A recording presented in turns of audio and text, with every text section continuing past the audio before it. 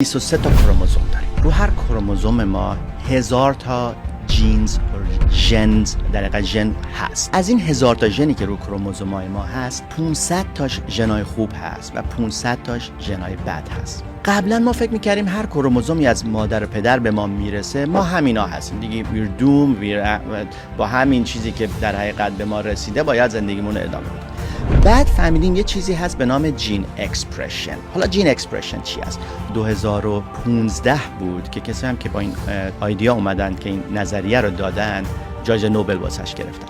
گفتن که ما اگر کارهای خوب بکنیم، یعنی چی؟ یعنی درست غذا بخوریم، ورزش بکنیم، استرسمون رو منیج کنیم، تمام این کارا رو بکنیم، اون ژن‌های خوب هست که میاد بالا، یعنی اون 500 تا ژن خوبه که میاد. حالا اگه ما استرسمون زیاد باشه، منیجش هم نکنیم، غذام خوب نخوریم، ورزش هم نکنیم، وزنمون هم زیاد بشه، اتفاق چی میفته؟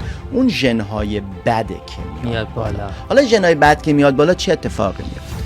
دیابت میزنه بالا، کلسترول میره بالا، بیماری قلبی ایجاد میشه، سکته مغزی، آلزایمر، هر چیزی که بگی اتفاق میاد. چرا؟ به خاطر جین اکسپرشن، به خاطر کارهای بدی که ما کردیم و کار خوبی که باید میکردیم نکردیم، اون ژنا به سطح میان و کارشون رو انجام میدن.